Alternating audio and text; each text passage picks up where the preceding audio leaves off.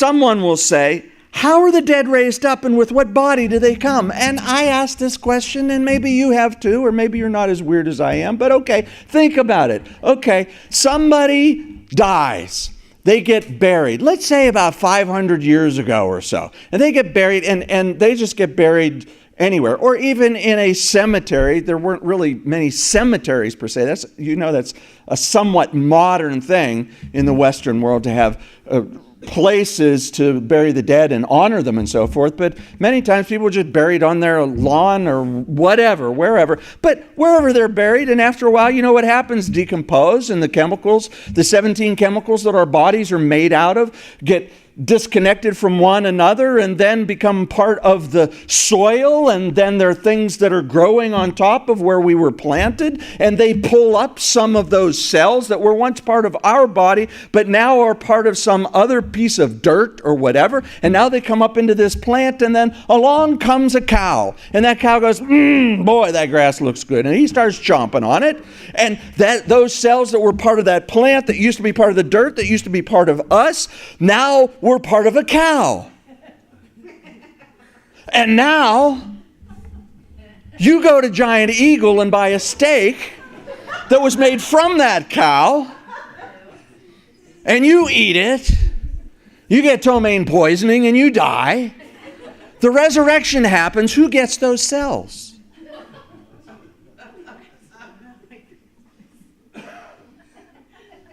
I don't know. I don't know how God does it.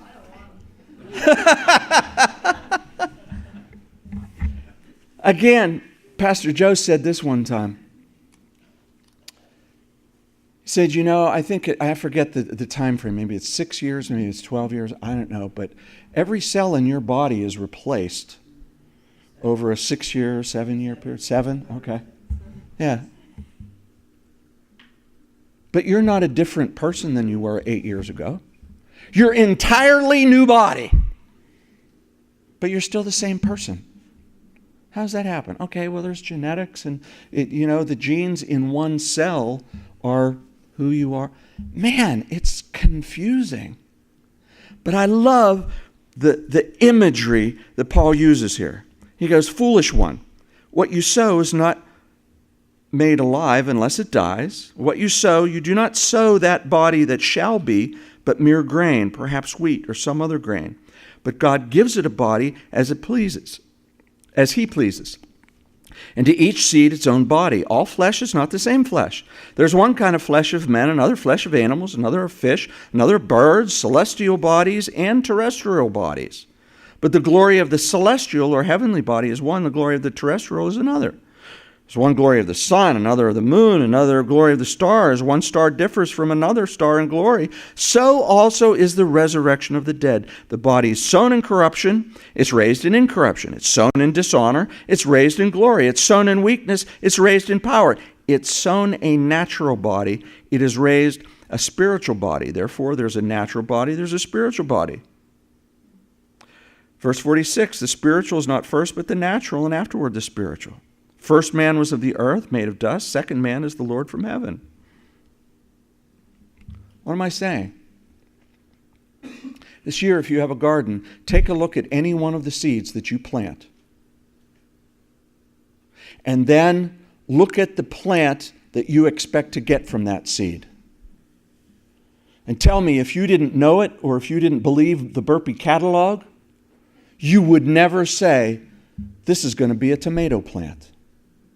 This is going to be this kind of plant. This is going to be that kind of plant. And Paul is using the same kind of imagery to say, look, we can wrestle about, well, how does this exactly happen? And you're going to come to the place of, I don't know. I can't figure that part out. And why should I? I'm not God. So why should I be able to figure out what God does? But this body will be raised. Clearly, the scripture says that. However God manages to do that, this body will be raised, but it will be very different. It will be like comparing a seed to a full-grown plant. Take a look at Jesus after he was resurrected. He could be here and there in an instant. He could walk through a door. Interesting thing is, he says, hey, I'm not a spirit. Touch me. Feel me. I have flesh and bone. He does not say flesh and blood.